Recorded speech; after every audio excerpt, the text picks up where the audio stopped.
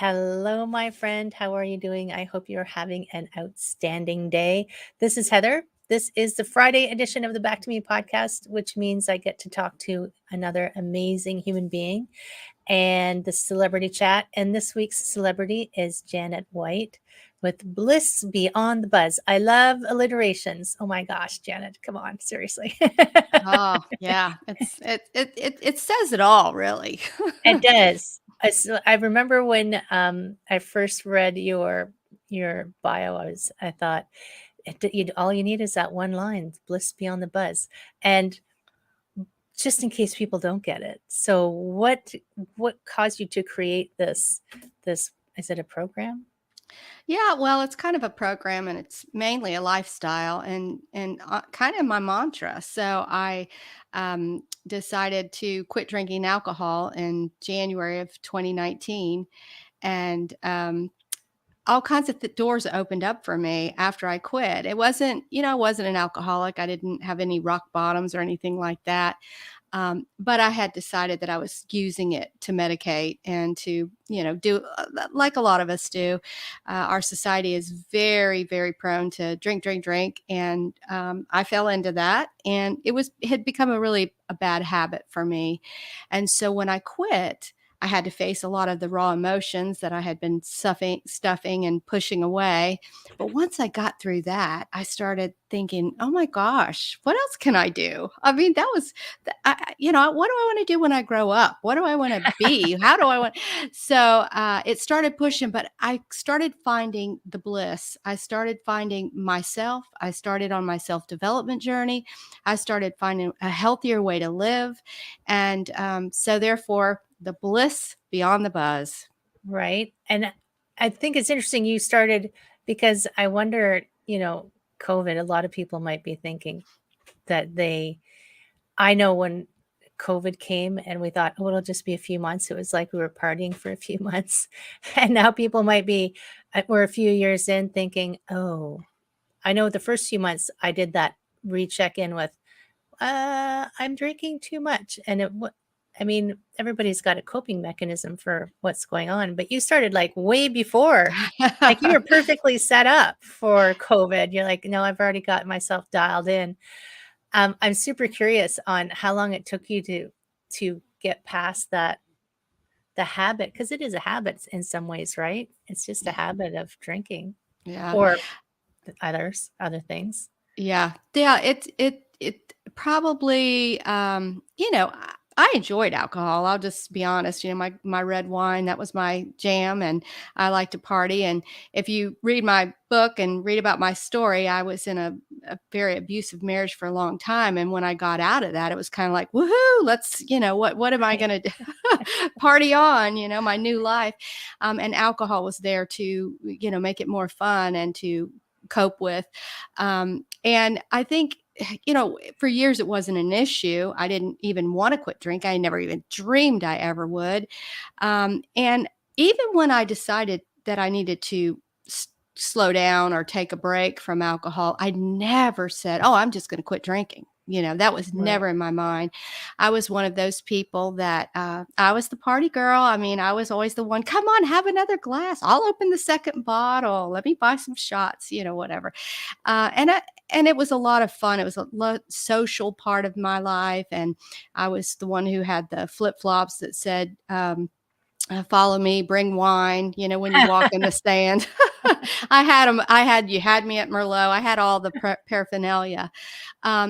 But again, it had gotten to be, the tolerance had ticked up. And then I think after my sister died, was when I really noticed that I had started drinking a little bit more than I wanted to. And so in 2018, I said, I'm going to cut back. I'm going to just stop drinking so much. Well, what happens when you tell yourself you shouldn't do something? You just do it more. Yep.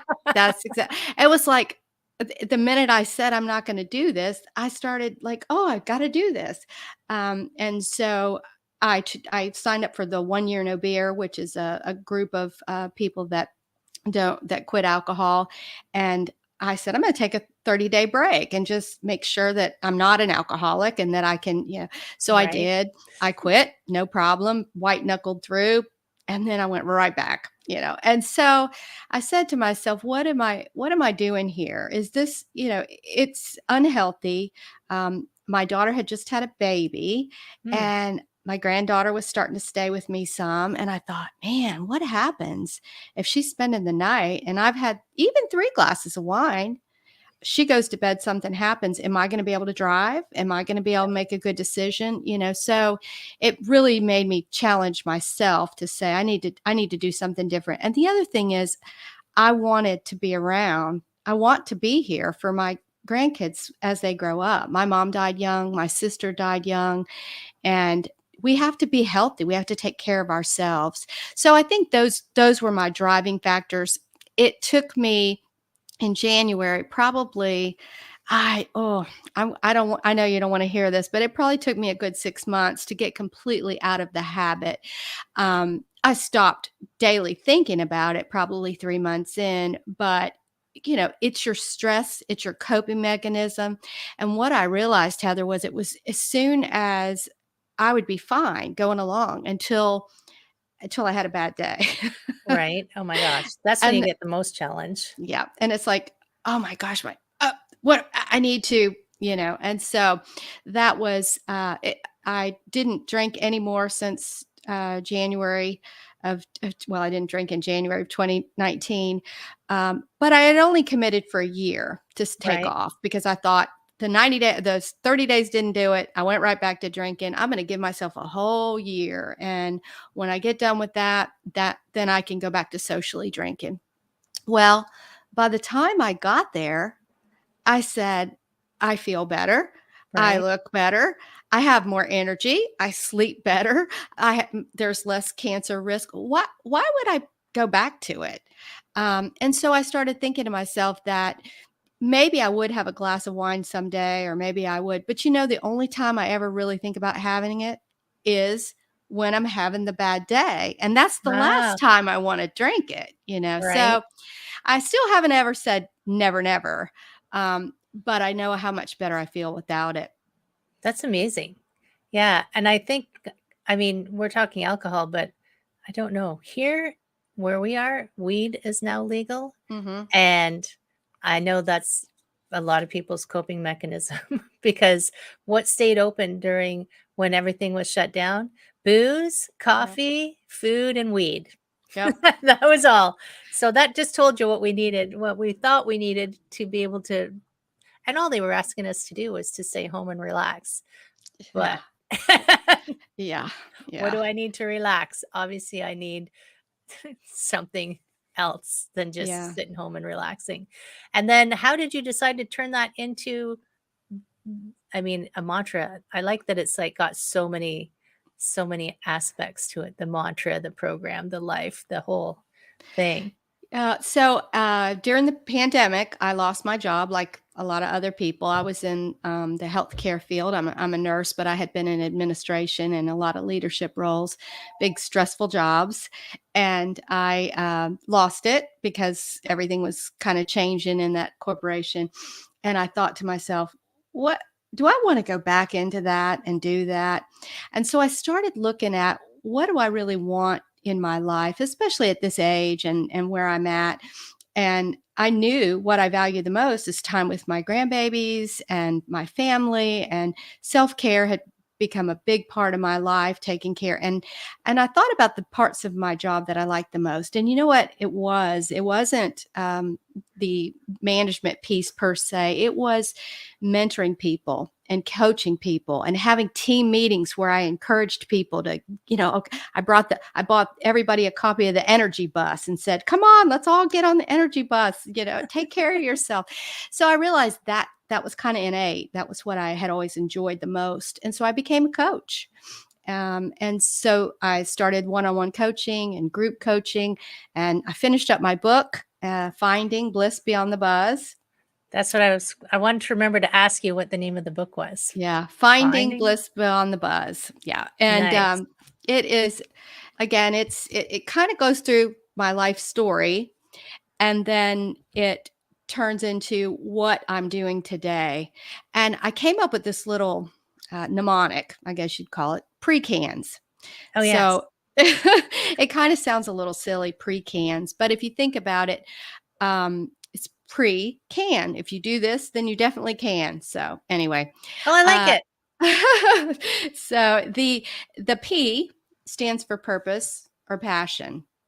And so you've got to think about it. And that was what tipped me towards this journey, was what do I care about the most? What am I most passionate about? And when we align our values with what we actually do in life, wonderful things happen. What we normally do is we just push in our day to day, go into a job that maybe we don't get anything out of or we don't love, doing the things we have to do. And we say what's most important to us. Oh, well, it's my health. Oh, well, it's my family. Oh, well, it's this. But yet our life doesn't reflect that. We're working I 60, know. 70 hours a week. We're not going to the gym. We're not eating. So are we really living those values? So the P is to look at your purpose or your passion and align your values. Rest is R. Our society doesn't have any idea. I mean, other countries have siestas and all kinds of. I we feel bad that we're influencing them to not have them anymore. It's like, keep those siestas. They're so good for you. Yeah, exactly. But our society rewards people who get to the office first, stay late, instead of taking the rest period that we need for ourselves, mindfulness, giving our mind a rest. We're just so stressed out. That's why we're on all the drugs and alcohol and everything else we use. So rest your body, rest your mind, exercise. We've got to do something about movement of our body. That's what we're made for. I just read a study the other day about sitting being the new smoking. I know, right? So it's exercise and find something that you love and just do it. Now, did you See, read the study? Just sorry to interrupt you. Did you read the study that said that even if you exercise an hour a day, if you spend the majority of your day sitting, you're still at a higher risk for cardiovascular it's disease? so sad. So people think I'll go to the gym in the morning and then I'll work 12 hours at my desk and I'll be okay, but you won't be. Sorry. No, Sorry to burst your no, bubble. no. And honestly, in the challenge I did recently, we talked about every 20 minutes you need to reposition. You need to sit up. The people who shake their legs all the time. They Yeah, might be annoying in a meeting, but they're better off. I'm a leg bouncer. I secretly am too. So, but anyway, the C in pre-cans is connection. And boy, did we see that, how much we need each other Oh my in the gosh, right? pandemic. Hugs and time with friends and family and connection of loved ones. A is for alcohol free, because of course that's one of the things that I really think opened the door for me. Nutrition is the N. We eat terribly here in the United States. It is sugar, sugar, sugar, process, convenience, and it's killing us. So And sugar is hidden in so many things you don't even know, yeah, even in your potato chips, which let's not talk about potato chips, but it's a weird place to hide sugar. yeah, it's in everything. Yeah, and then finally, the S is for sleep.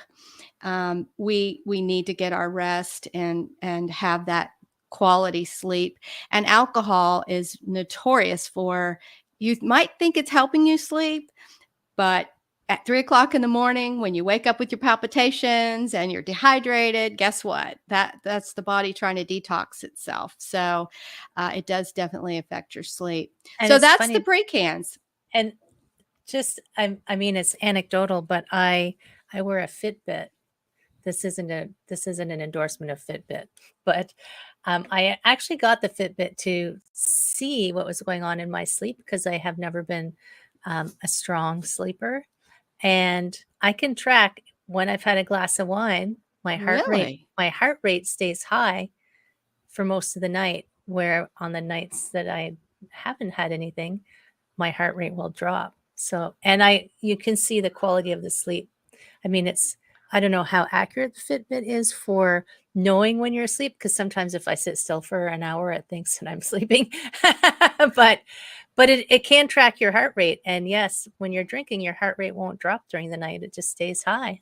Wow. right? That's I can I share that? I love that story. Go for that. Yeah. I'm gonna share. Now I have my own, I have exactly the same experience, not with the Fitbit per se, but the waking up in the middle of the night, my heart rate 144, or, I mean, I remember buying one of those monitors to make sure I'm a nurse, to make sure I wasn't having an arrhythmia that was deadly. So I'm putting it on. I mean, that's a lot of work just to drink some wine, isn't it?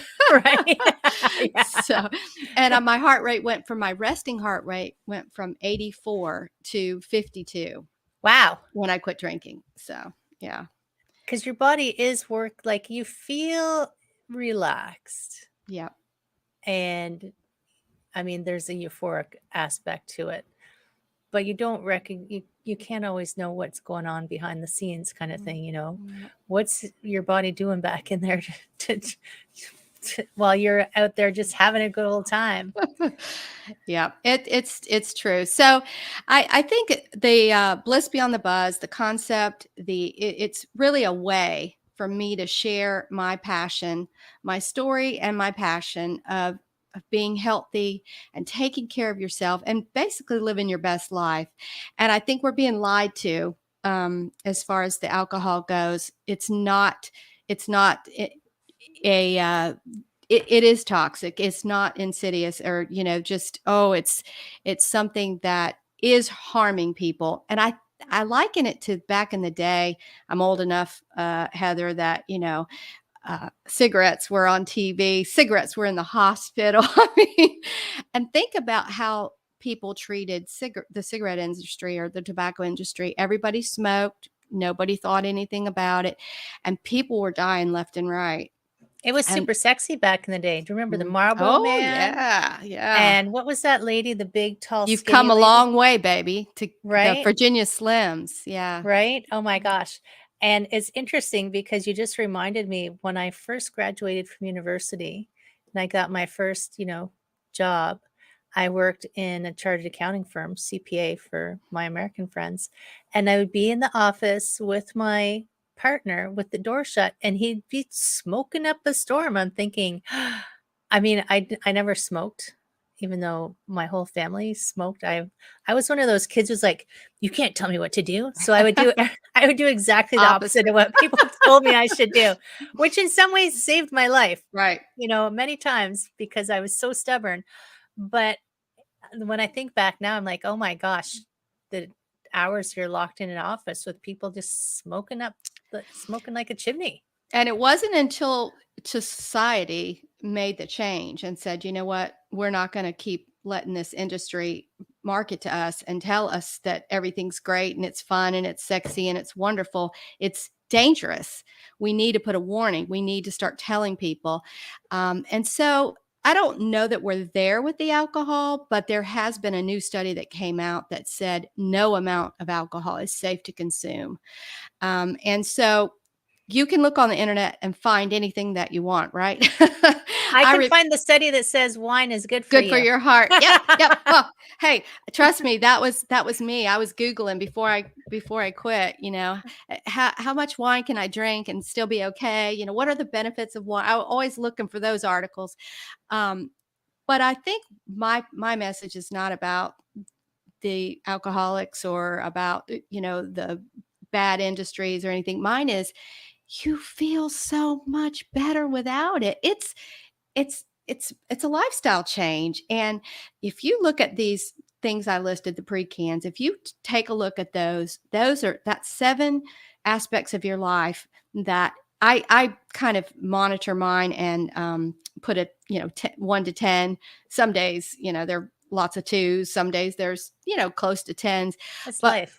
but right, it's a journey. But when I'm feeling the happiest, the healthiest, and the best is when those are higher, all of them. So those are the things kind of that I say, let's focus on things that make us feel good, that can keep us healthy. As we age, it just gets harder and harder. I mean, it's difficult to move, and the flexibility, our muscle mass. I mean, there's so many things.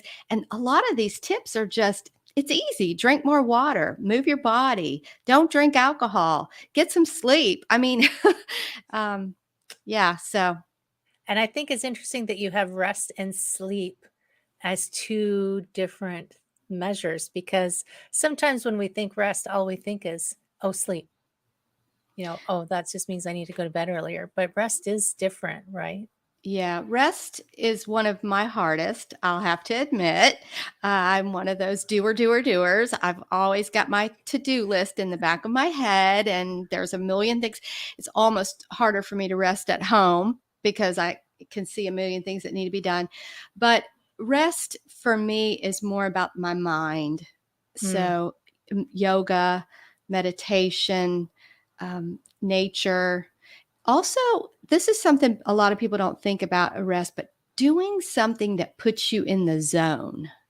Now, that can be painting or doing a jigsaw puzzle or reading, or that's also can be a source of rest for your mind, that you're not just thinking about all the stress and the things you have to do, that you're zoning in on something that you like. So, right. anyway, it's an interesting practice.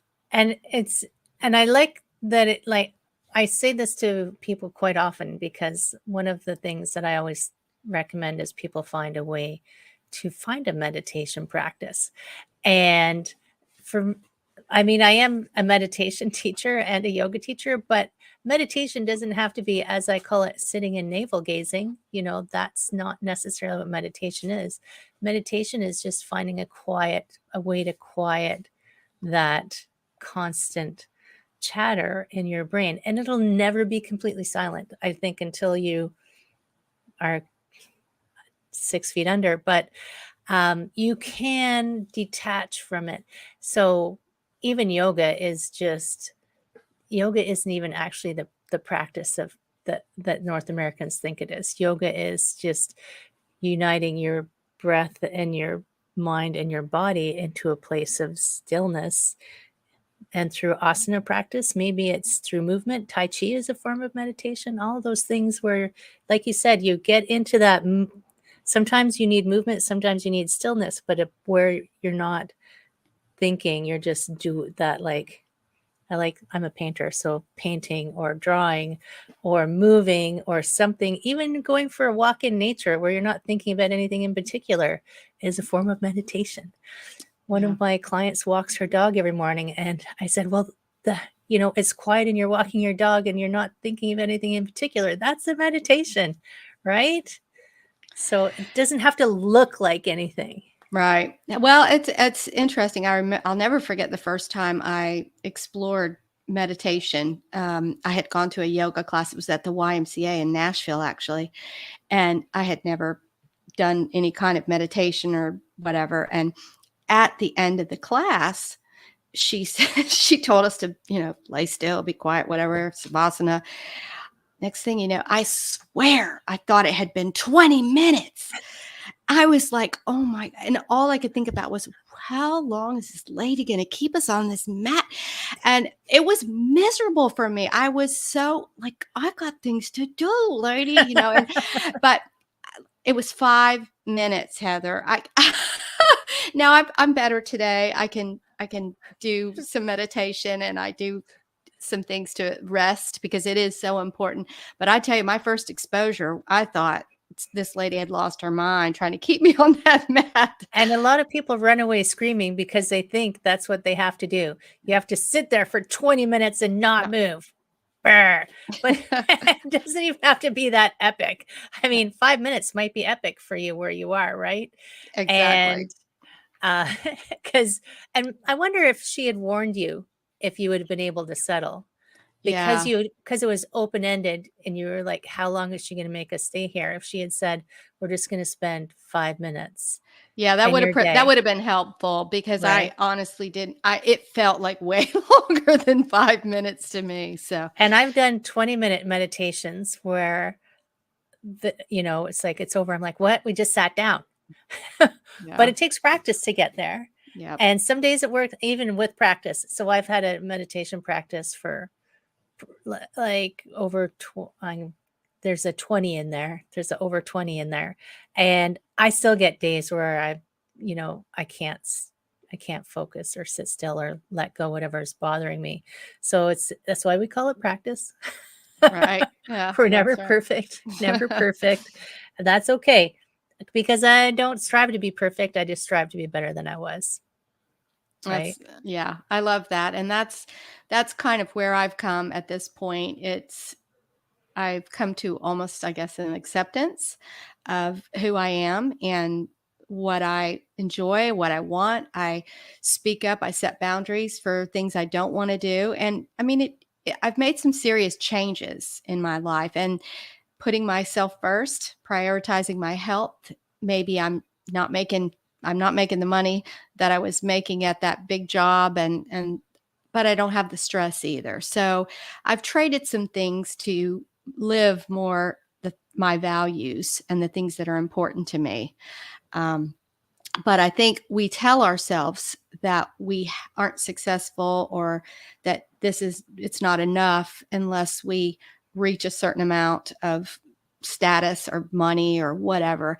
And I think we need to accept that everything's a trade-off, and being able to prioritize yourself and do the things that you love, it may not look the same as somebody else's idea of success. Well, and I mean, we've had that forever, I guess. How do you, from when we're little, how do you evaluate your success is in comparing it to someone else? You know, oh, look, Billy's the number one in the class. You're like, oh, I'm not number one in the class because I didn't get the highest mark.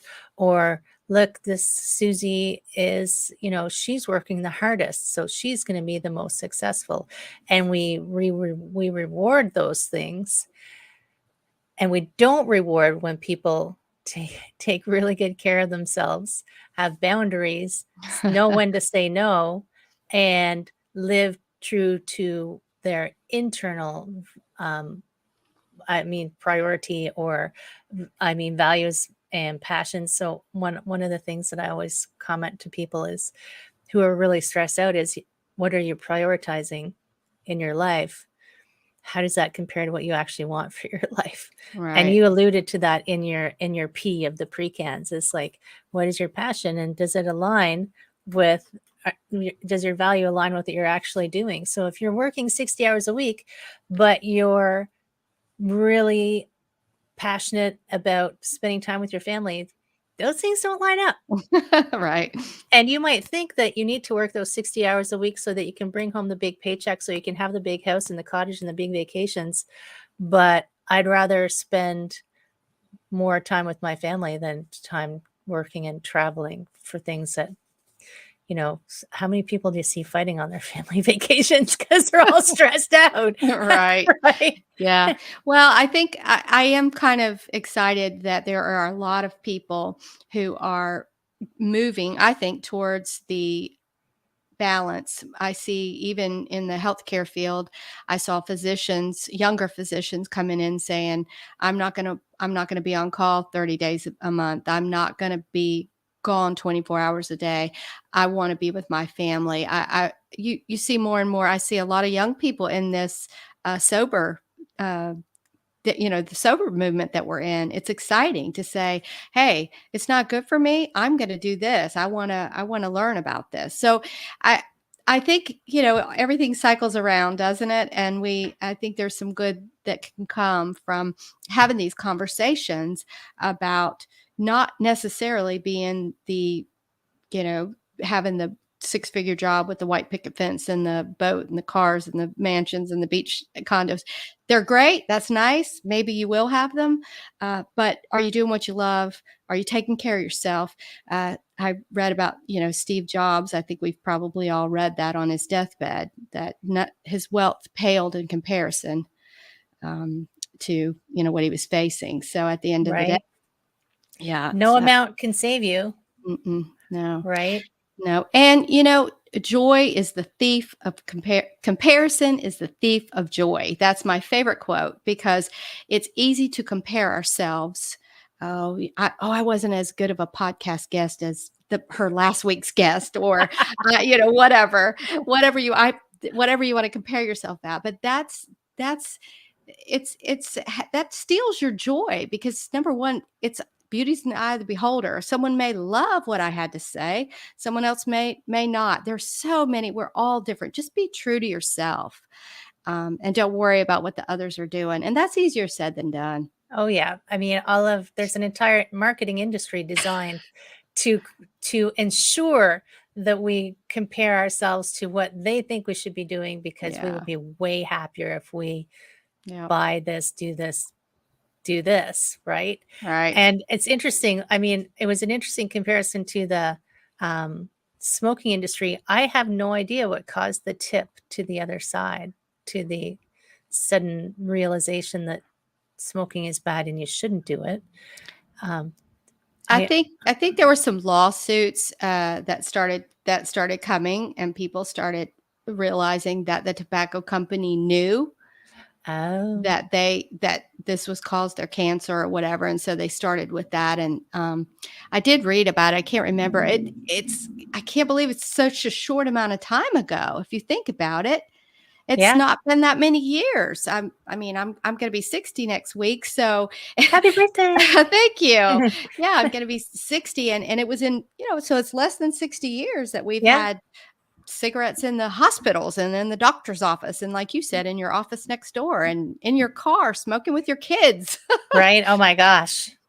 And so I wonder if it'll take a lawsuit or some lawsuits to shift the alcohol industry, or if it'll just be um, a generation of people who just see the long-term impacts of it and say, no, I'm out.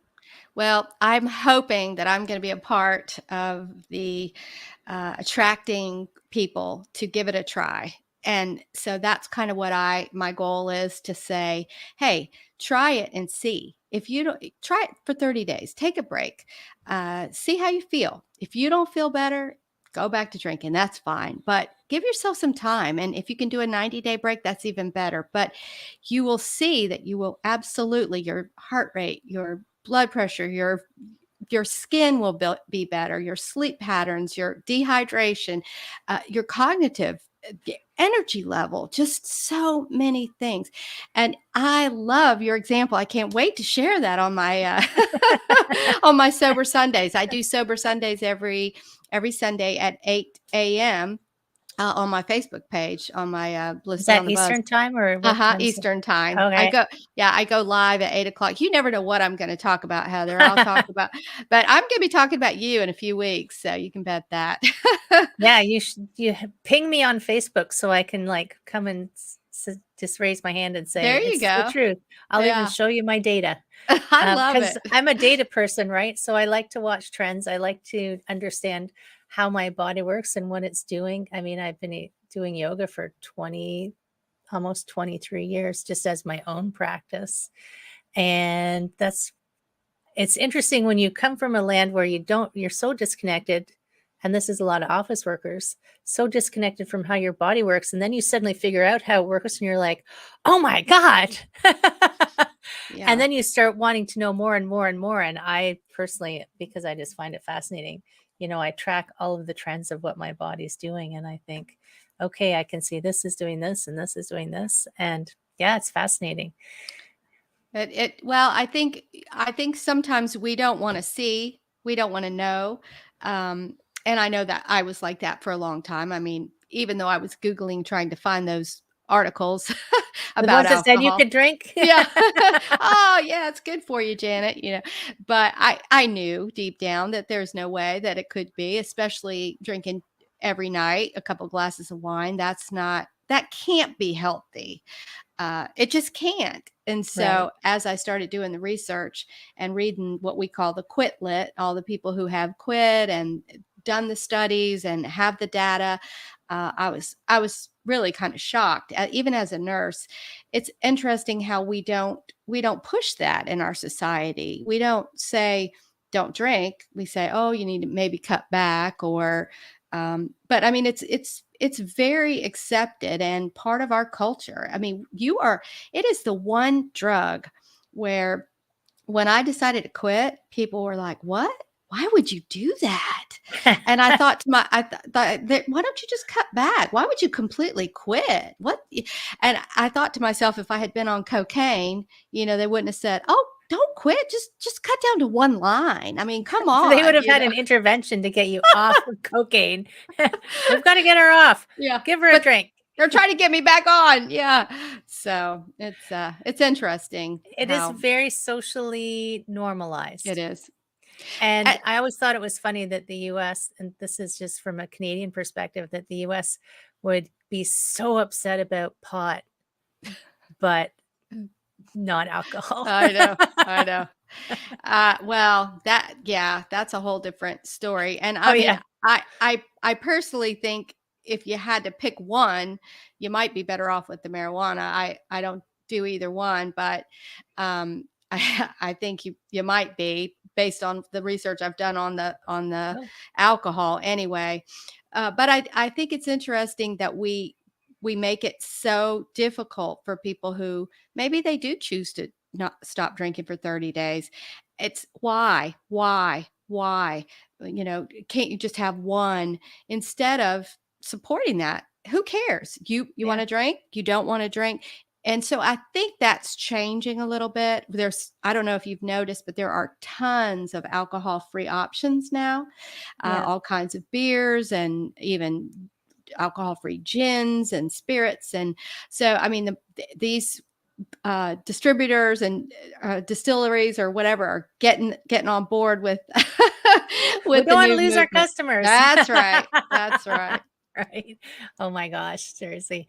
It's a whole different topic, but it's kind of like if you're going to be a vegetarian, just don't eat meat. Why do you have to have meat, fake meat? Yeah. So I do understand it helps ease the socialization. People won't give you a hard time. And if you're drinking an alcohol-free beer, they won't say, "Why are you drinking water?" Why are so it does ease that a little bit. Wow. Yeah. So interesting the way our world turns. Yeah, it is. And I think it is important that you that we value ourselves and put ourselves first. And if you think that you are drinking too much, you probably are. Especially if you're Googling how much can I drink? True enough. That's so true. Yeah. And you'll be able to find whatever answer you're searching for. You Exactly. can always find something that will tell you what you want because it's the internet. Yep. And I mean, when I teach my classes online, I always start with the made up holiday this week is because I said they're all made up.